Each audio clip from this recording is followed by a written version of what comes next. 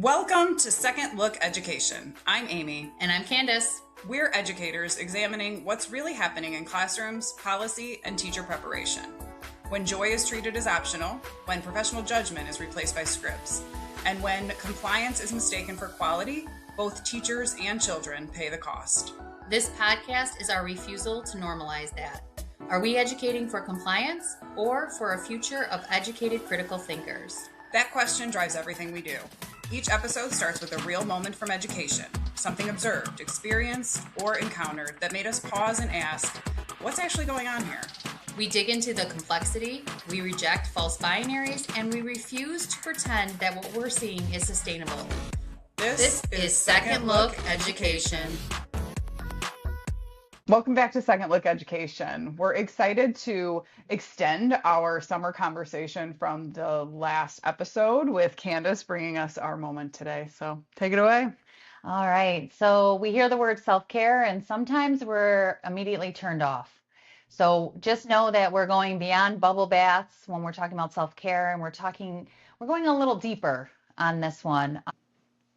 So as we dig in, I'm going to tell a little bit about my story without it getting into too many details, because this is the moment that really led me into this work. Boundaries and self-care and all these habits were already very important to me. Prior to my admin journeys, I was really big into fitness and eating well and a spiritual and emotional wellness journey. And I was doing all the things to try to be my healthiest version of myself. And as I became an admin, I noticed that I slowly stopped doing a lot of those things. And by the time I became a principal, to no one else's fault but my own, I just really let go of all those things. I was really tired. I was worn out. My commute was a lot longer. I wanted to put my entire self into the job. And on top of it, I had 2 kids that were going through all the things. And then 2020 hit. And as a principal of a school that wasn't public, we were navigating a lot of things a little bit differently. I was very lucky to have a supportive admin staff, but there was a lot happening. We lost an employee right at the beginning that I was close to, that was extremely hard. And then trying to be there for everyone. My own kids at home, trying to figure out this new world of remote learning, and our staff and students and their families, and just feeling like I needed to be there all the time and have the answers, already coming from a place where I was already probably tired even when I started that job. And then this all happened.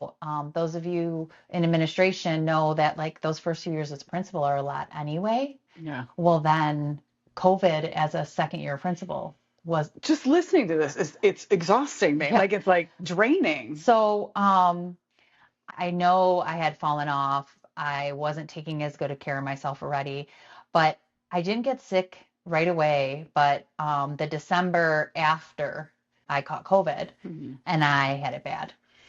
And I was down 6 weeks for the count. They kept saying, if you have a healthy immune system, you'll bounce back. Right. And most people I knew that were around me that had gotten it, it was like really bad for a week, and then they seemed to be doing better. And no one else in my house caught it. And I just could not bounce back. And I hated that because I'm supposed to know all the answers. I need to be there for everybody. I literally lived on a couch that we nicknamed the COVID couch because I was trying to just like pull myself together. And every time I thought I was feeling better, I'd do too much. And so it was just this cycle. And so I say that to say that bouncing back wasn't what I had always done, was like pick myself up and just go again. And I actually caught it 2 more times. Nobody else in my house caught it. I don't know the research behind that. I'm not even getting into all that. The point is that this was my brick. And when I say brick, regardless of what you believe, universe, God, whatever, I had somebody say to me, God throws pebbles, and if you're not going to listen, he's eventually going to throw a brick. Yeah. And COVID was my brick. It's the whispers before the yelling. Yeah. And so that's what I felt like it had happened. And so taking a step back and saying what was going on that got me to that point, it's not just that one hard time. It was all the moments leading up to that. I had been accustomed to exhaustion. Stress was normal. I'd convinced myself that constantly running on empty was being a dedicated educator, Yes. being there for everyone in every way, being on call, answering those calls unnecessary. And this had been since the start of my teaching career, to be quite honest. I felt like I had to constantly have the answers. Someone I worked with during COVID was like, you really handle situations of high stress well. And at the time, I took it like a compliment. Yeah. And now I look Yeah. back and I'm like, not going back into childhood or anything, but like, this was how I was taught, like, this is what you do, you step up. And this survival was actually what I was mistaken for well-being and who I was. I had mistaken survival for well-being. Yeah. And so it starts to ask, how do we get so used to depletion that we stop noticing it? Right. Especially as educators. Uh-huh. You But know? it's normal. Yeah. Yeah. Like you keep saying, like, that's just what we do. Yeah. So we start to make all of this normal. So I think that's what finally broke through for me. I couldn't model something I didn't practice. Yeah. And so I'd do a professional development, or I'd write something, or I'd talk to my own teachers about self-care and wellness and the importance. But if I'm not practicing, it doesn't matter. And so how was I teaching culture of care when my own relationship with care was completely transactional? So in our previous episode, you talked about earning rest. Right. You know, and I think I lived that for so long. And yet I was telling teachers and folks to make sure you're taking care of yourself and take the time and pause.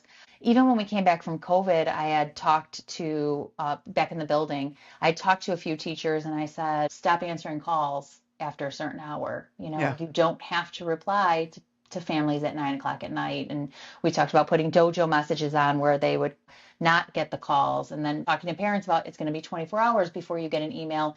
And it was just because we had created the system where we were automatically replying. Constant. You know, like I'd be on the phone with a parent at 8 o'clock at night during all of that. And so we talked about what summer is for. Thinking about that as we continue into summer, if rest matters so much for children, why is it so difficult for adults, especially educators, to practice it themselves? Mm-hmm. I mean, think about it. When was the last time you truly rested? Not crashed, not zoned out, actually rested. Yeah, I don't know. Maybe on a vacation at some time I took a break. Yeah. But really, and I mean, that's what we go to, like, right? Mm-hmm. When I had gotten sick, it wasn't just getting sick that unsettled me. I felt like it was inevitable that I eventually would, but it was how long I ignored the warning signs and how sick I'd gotten. Mm-hmm. And that was what really shook me up. Well, yeah, and like as teachers, like I said, we're doing all of these things, right? We're actually modeling this depletion, this like exhaustion. We're so tired, but we're constantly going. And so, like, what are we modeling then? Mm-hmm. Yeah, if we spend so much time teaching kids how to like regulate themselves and balance and work on well-being and self-awareness, like that's what we're working on with the kids, and then we don't even bother to model that or even try, right? When you mentioned you're constantly on email, you're skipping your lunches, you don't sit down, right? All of those things, they're watching, they're seeing us. And so they're learning, right? They're learning that's what adults look like, or that's what adults do. So it doesn't matter what we're teaching them. Right. We can say it all the time, but if we're not, right. And that's that whole, you hear that expression, teacher tired. There's no tired like teacher tired, and it's like to that collapse. Yeah. And so I was thinking about, why do we wait until our bodies tell us to stop? That brick that I was telling you about. Yeah, I'm very familiar with that. Yeah. I feel that very. And why is it so hard for us to care for ourselves when we care for others? Like, we wouldn't treat our friends the way that we often treat ourselves, or put the expectations on our friends that we put on ourselves. And so just thinking about all of that. It's so funny. This morning, I am, like I felt like I was running late to come over to record. Honestly, I'm like, okay, I'm running late. And all I could think of was, Candace wouldn't want me to feel like this. what's going Honest to God, on? I was like, Candace wouldn't care. Candace would tell me to slow down Yeah. and to take your time and it's okay. And I like heard you. And so find yourself a Candace to like help you kind of, notice these things. I'm glad you Yeah. said that, because I would have literally been like, slow down, we're good. Not all day. Yeah. No, I love that. I'm glad I can be that voice. I think a couple things before we even get into this teacher wellness conversation is there's a difference between burnout and moral injury. And so burnout is the work depleting you, right? Just all the things happening. And moral injury is when you know exactly what your students need and the system won't let you give it to them. Sure. And so it's a different kind of wound. And that comes out of some research from Dean in 2019, where he said moral injury in education when systems prevent ethical practice. This is not a self-care problem. This is a structural problem that self-care alone cannot solve. And so what I want to say about that is, as we're talking about self-care, I want listeners to understand that I'm not talking about this is going to fix everything and you're never going to be tired. And all of a sudden, all your students are going to start learning and everything's going to be glorious and you're going to be so excited to go to work. I'm not trying to say that, because there's a lot of systemic issues, as we keep coming back to the whole point of this podcast. And I want to be honest, self-care will not fix under-resourced classrooms. It will not fix teachers leaving the profession at record rates because of the conditions. It will not fix the racial and economic inequities that put some educators in far more depleting environments than others. So we're not trying to sell you a wellness plan as a substitute for systemic change. We're here to talk about what you do inside your own life while the system is still broken. And they're two different conversations, and we want to hold both to be true. We can't self-care our way out of a broken system, but we can be intentional about what is actually in our control and stop spending our recovery time on things that don't actually restore us. So everything for me comes back to systemic. It's otherwise like systems and like architecture in place that we can't see until we start unpacking like this. So the thing that as you're talking, I'm thinking like, if schools we depend on educators over functioning, right? Then what incentive is there for the system to actually solve the problem, right? Because teachers are extraordinary. They're staying late. They are, using their own money. They're undercompensated. They absorb all of these responsibilities. So that means the system, right, can continue to operate despite these conditions that we know are unsustainable, that make them leave, that lead to the burnout. So it's like, are we ever going to be able to change that in a way that can actually support teacher self-care? And again, I mean, this is our reason for this podcast in the first place is discussing these things and having the dialogue. And so in terms of this, we want to make sure that we're not placing the blame on the individuals rather than the systems. Right. And instead saying, because I think that educators sacrifice what we do as teachers, it masks the system failure. It masks because that she's going to do it or he's going to do it. They're going to do that, whatever they have to do for those students, because we're in this compassionate, caring profession that the system doesn't have to change. Right. Right. And so, again, you said it in the last one and this really resonated. Rest doesn't need to be earned. It's part of recovery. It's a requirement. Yeah. Educators often feel guilty when they're not producing something. So very tied to what you talked about. And self-care with indulgence. If we're taking care of ourselves, we're indulging and we're dodging responsibilities and we haven't earned that, right? We have this narrow lens of what self-care is, right? You're going to help us. So we're going to talk about that. And then what we're being nudged to normalize, and like this chronic depletion, you hear it as like it's something you wear as a badge of honor. I'm exhausted because I got up at 5 a.m. after grading papers all night, or answering these calls and being the person, replying to emails, being the one that's always responsive. And so how do we find balance in doing that? Just briefly, because this is coming up a lot in conversations I'm having. So just some vocabulary. When we talk about compassion fatigue, that's when your caring starts to affect your own well-being. So it makes sense, compassion fatigue. It's not a weakness. It happens when you're in a relational, high-stakes profession and you don't have adequate support or recovery. So not just education, nursing, any type of fields where you're giving a lot of emotional, mental energy. And then when we talk about secondary trauma, that's when you are actually carrying the weight of your student's trauma that you haven't directly experienced. So you're obsessing over a student's home situation after school hours, unable to switch off. It's not over involvement, it's secondary traumatic stress. And I'm sure as I said that, a lot of our listeners were like, oh, we all do that. We all know everything about our students and we are compassionate and we do carry that. And then underneath all of this, there is a word called collective trauma. And we've been in a state of collective trauma for a long time. I mean, you go back to like Columbine and now these fears since then about school violence. You talk about the recovery period and COVID, and no matter what you believe, there was divisiveness, there's school closures, political upheaval, mental health crisis in students. And so all of that is continuous going and it hasn't felt like there's a break. And that's considered collective trauma. So we're all living in this, navigating this in our own way or not navigating it. And that puts things on.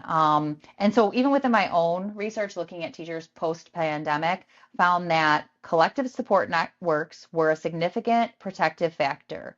So, and that's not just having a buddy. Right. They're actual systems of solidarity. And so teachers who felt seen by their colleagues reported meaningful different outcomes. And so having a colleague not only as a friend, but also somebody who looks out for you, reminds you to do these things, can be the voice in your head, as you so often are. You know, when I'm being hard on myself, you're like, it's just a mistake. Calm down. Why are you obsessing? And not all educators, I do need to say this too, are experiencing depletion the same way. So when we talk about our educators of color, they're often carrying additional labor that never makes it onto a job description. So they can often be the only one in the room who looks like their students. And so that leads to this expectation of being called on to speak for the entire community, carrying the weight of teaching. That's not burnout from loving the work too much. That's the structural tax on people the system was not built for. And so instead of expecting individuals to learn for themselves, we often put that on the representative of the community or certain students falling into certain classrooms and that sort of thing. Educators in under-resourced districts, especially now, it's happening more and more. Class sizes are bigger, support staff's thinner, students' needs are more acute. They're not burned out because they lack resilience. No. You know, that is not it. They're burned out because they've been asked to do the impossible with inadequate funding for years. Right. This comes back into this collective support, not as a replacement for systemic investment, but because the system fails you, the people beside you are what's left. And so it becomes this rotating door in some schools, this disconnect. So thinking about all of that. And so when we hear self-care, what are some things you think of?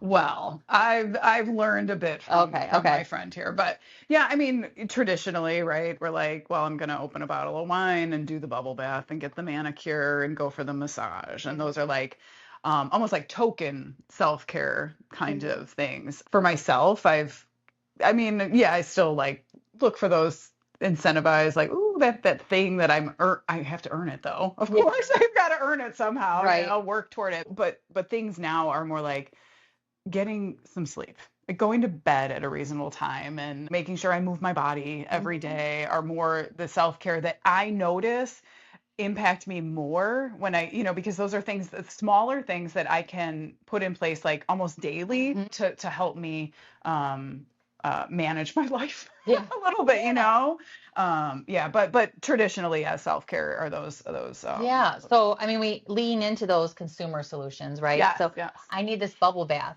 So instead of just reading a relaxing book, I need a bubble bath that needs to be set up. And then it has to have the lighting and the candles and the music or my headphones and the, and the whole, and I need a good solid 2 hours for the whole process.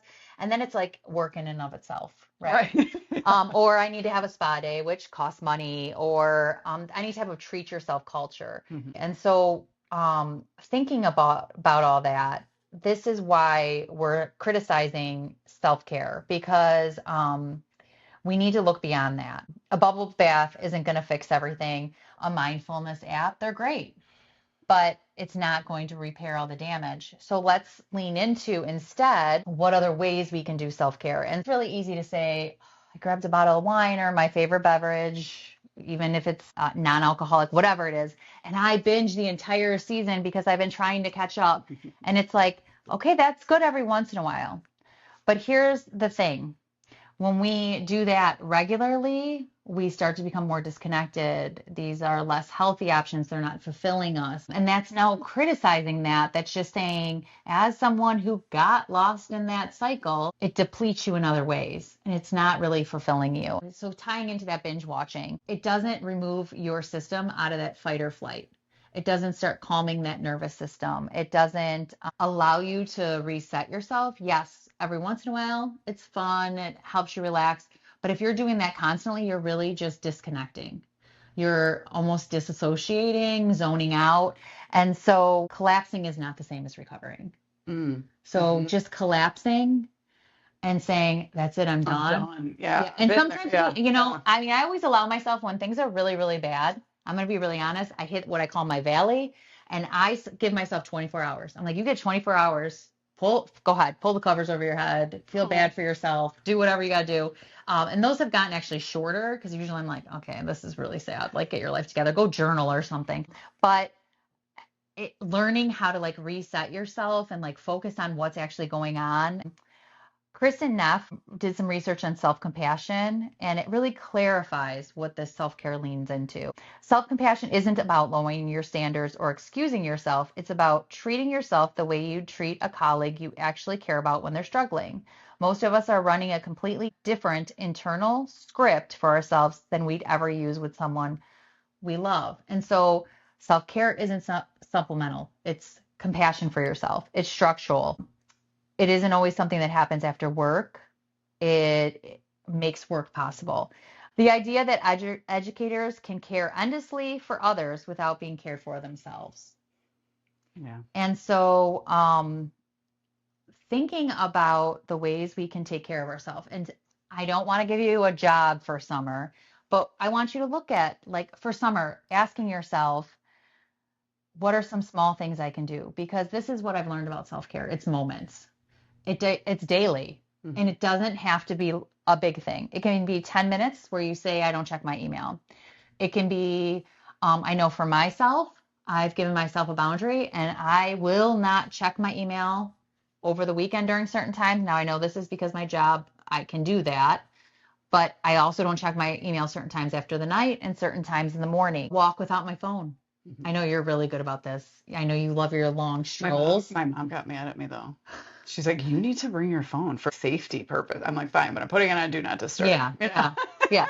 So putting it on do not disturb, something that is yours, something that works for you, and it may be different for other people. So the research on mindfulness and educator well-being is really clear. It doesn't have to be long. It just has to be consistent.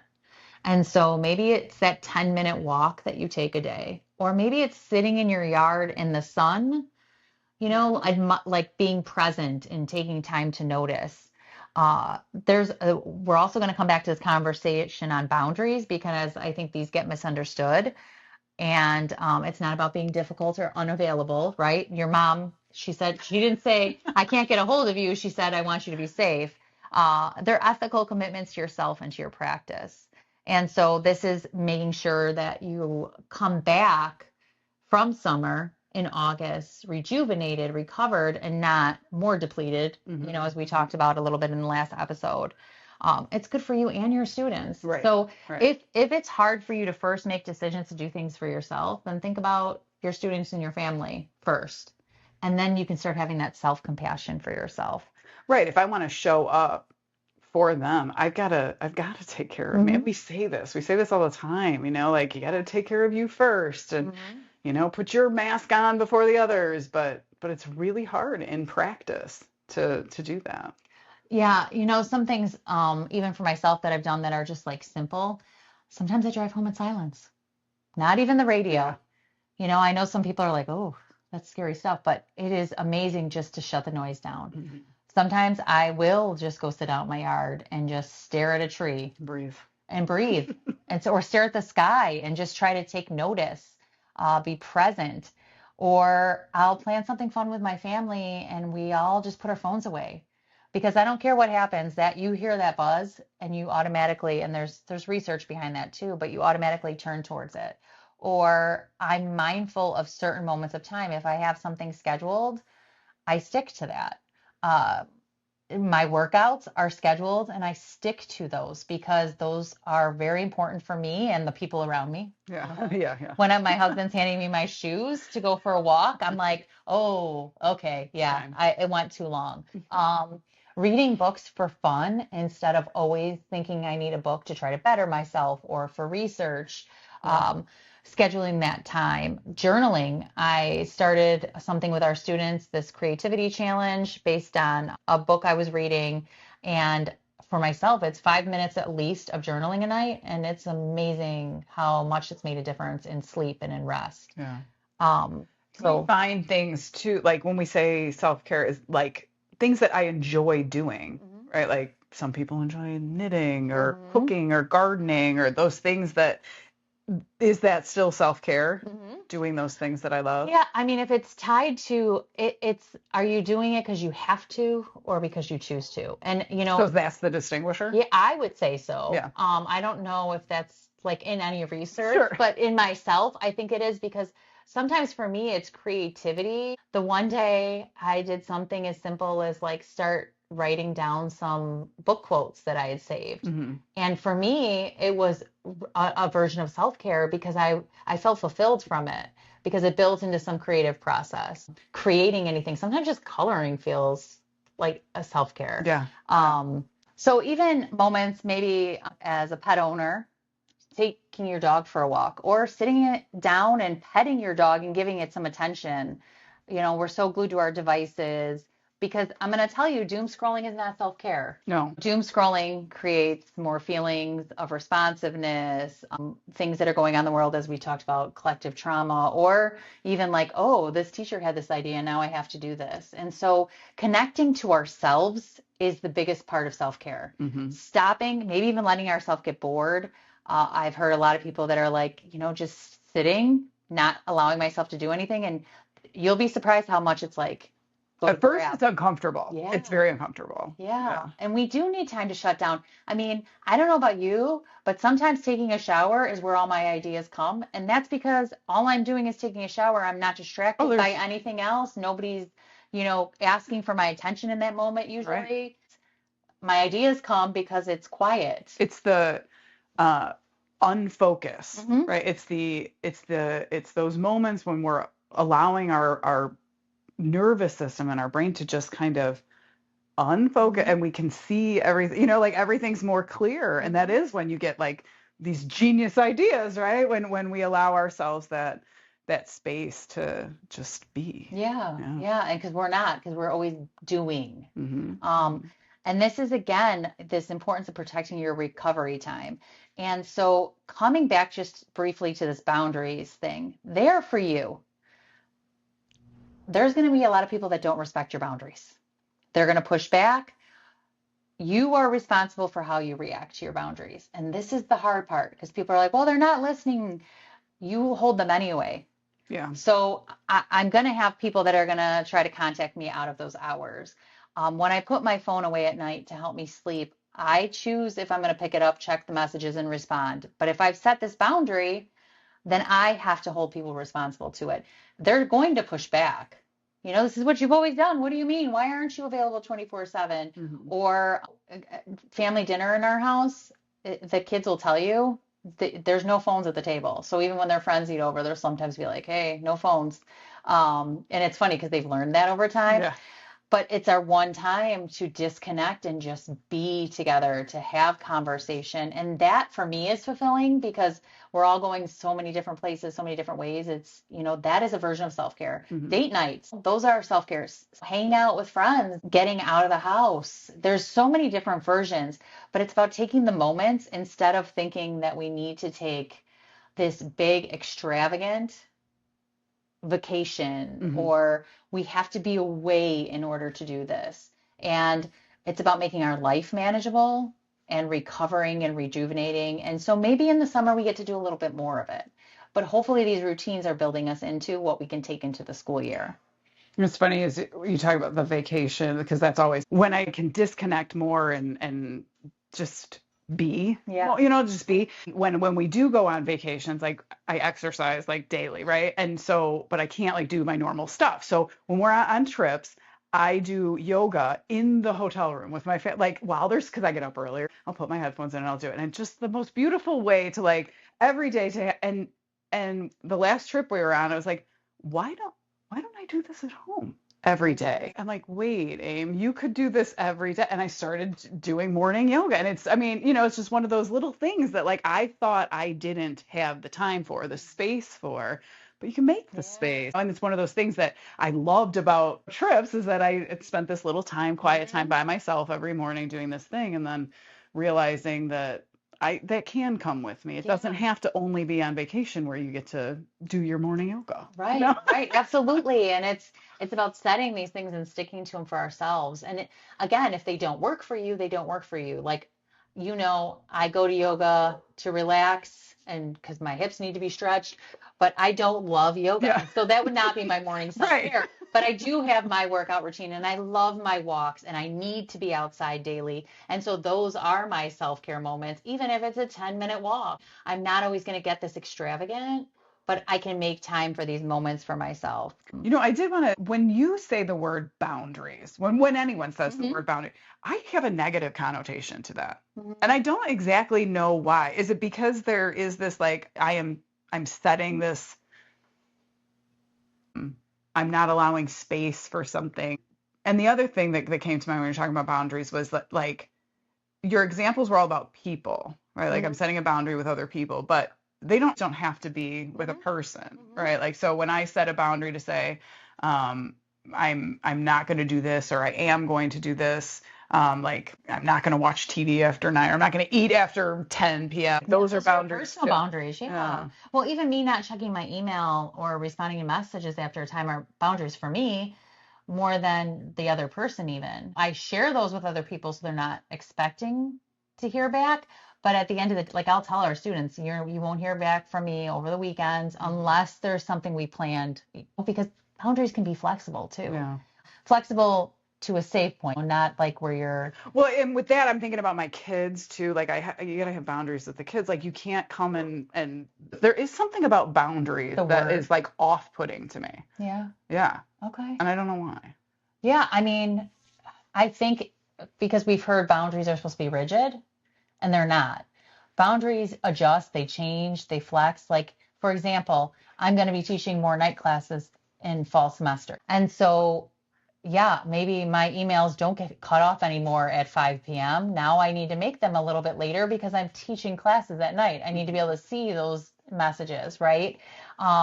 Or boundaries with my kids as they get older, things change. Boundaries with work, though, for me are a really big thing because I came out of a place where I felt like I had to be there 24/7 and respond 24/7. And so boundaries are for you. And maybe it's the word, but I think thinking about them in a more flexible way. So that's helpful. That's helpful just for my own thinking. They're not meant to be walls. I've heard that before. Like boundaries are not walls. These are not permanent. They're ever changing. They're changing based on what you need. So maybe you set like a very broad boundary on something until you get comfortable and then you're able to tighten it up. Or maybe it's a tight boundary until you get more comfortable. And then you're able to like flex it a little bit more. It's all about your space and creating that space for yourself. Okay, so then the question, all of this, boundaries, self-care, all of these wonderful things, when do we or how do we get this to teachers? How do, because I'm thinking of our pre-service work. I mean, we prepare them for the classroom, right? We tell them that this isn't a job. You're not going into it for the money, right? This is a demanding job. You're going to take on that secondary trauma, and we try and prepare them as much as we can. But where do we teach the professional sustainability, you know?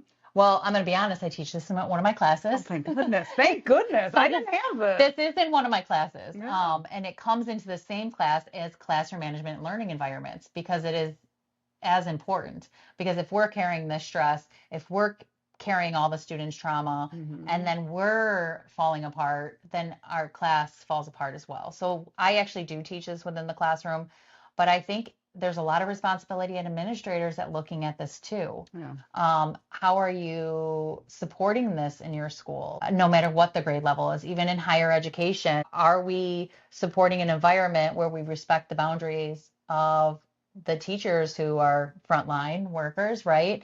Parapros who are all over the place doing all the things, how do we respect those boundaries? And or are we like, hey, can you also do this? Nobody else will do it. Right. Could you do it? And now I know those beginning years of teaching, you're figuring it out, you're navigating such a hard world. And then on top of it, you are going to say yes more because you're becoming a part of the culture and you want to be a part of things. And so it's just a matter of, it's up to you what you want to do. You just want to make sure you're not doing all the things for everybody. There were certain things I did as a fifth grade teacher, certain programs I did for free because I loved them. So those filled me up. That was still a version of self-care. I chose to do those things because I loved them. Yeah. It's when we're doing all the things all the time because we care.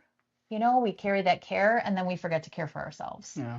And then we end up, for myself, I end up resenting, whatever the thing is or the person. When you start to get to the point where you're resenting and you're automatically like, well, I'm going to do it, but I guess I'll do it. Yeah. And then you're complaining about it the whole time. Then you probably know you shouldn't have been doing it in the first place. And so when are we taking these moments to just pause for ourselves, to get to know ourselves? First of all, who is your person? Okay, so not someone who's going to push you harder. Maybe they do make you a better teacher, but someone who will notice when you're slipping and say something kind about it. Like, hey, you seem to be doing a lot, slow down. There's plenty of time for that. Or what do you need from me? Or how can I step in? Or, hey, did you have yoga today? Sound like my husband. Or sometimes it's put the computer away and just be done, right? Yeah. And so, and the person that knows what your boundaries are. So like, I know for us, because we work in both places together, my boundaries. So if I start to get outside of those, to be like, hey, that's not something you said you do. Because at the end of the day, I don't want to get to that part where COVID took me out for 6 weeks and my recovery led to a whole bunch of other things. And I'm picking myself up. I want to be the best I can at my job because I love it and with my family and with my friends. And so I have to also take care of myself in that and have that compassion. Because like we talked about in the last one, it's prerequisite. Yeah. It is essential to be able to do the work. You are taking care of people in so many ways as an educator that you have to have those moments. And again, they don't have to be this big, huge bubble bath. And so what summer recovery looks like is not equal. Some of our listeners are working second and third job. Some are the primary caregiver with no backup and no break. Some don't have a partner to share the load. Some are managing their own health crises on top of everything else. And so the privilege of a restful summer is real, and I'm not going to pretend otherwise. When we're talking about sustainable practice, we have to hold two things at once. What you can do right now within your actual constraints and the longer advocacy work of fighting for systems where these practices are more accessible to everyone. So not everyone can go on that yoga retreat. Not everyone can come home and take a break and go for a long walk every day. Right. And so finding those moments I think most people can't you know, do those Right. tokeny kind of self-care things. It And has to be and easier. and like I said, sometimes it's like sitting in the car and being in quiet. Oh my God, that's so funny. I just had this when I would drive home from work, like I was teaching, and then I'd go to get the kids from the sitter.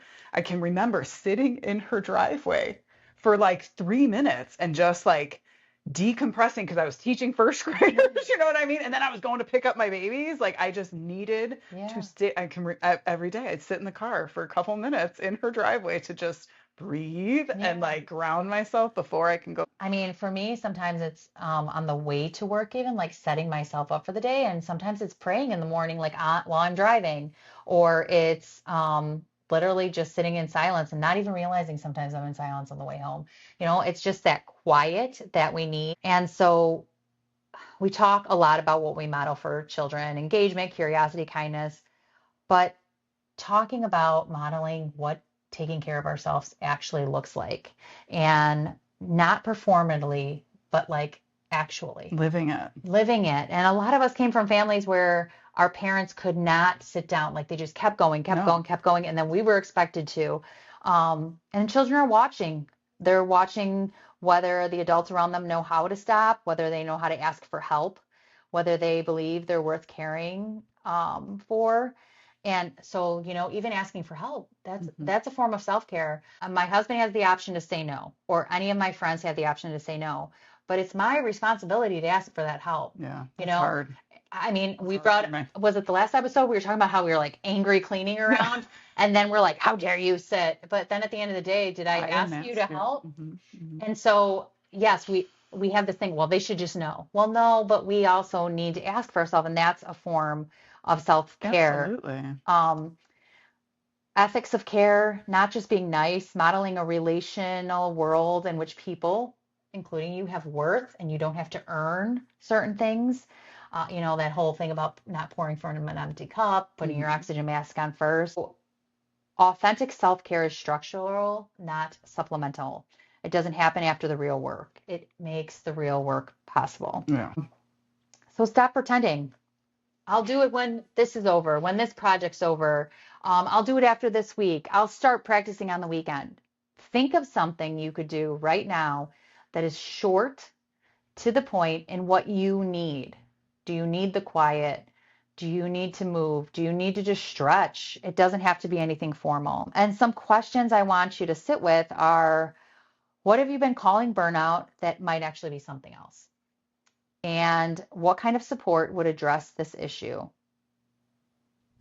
If self-care is a professional responsibility, not a personal luxury, what does that mean for the systems we create for educators and children alike? Yeah. What kinds of human beings do we think teachers are in this type of I mean, we know they're system? super human, but not, yeah, they're still human. What is one boundary you could actually keep this summer, not for anyone else, not because it's trending, because you genuinely need it and you deserve it? You do. Write it down, tell someone, and be ready to continue it into the fall or adjust it based on what you need. Thank you. I needed this. Good. I did. Yeah. I needed a reminder. Thank you for taking a second look with us today. See you next time.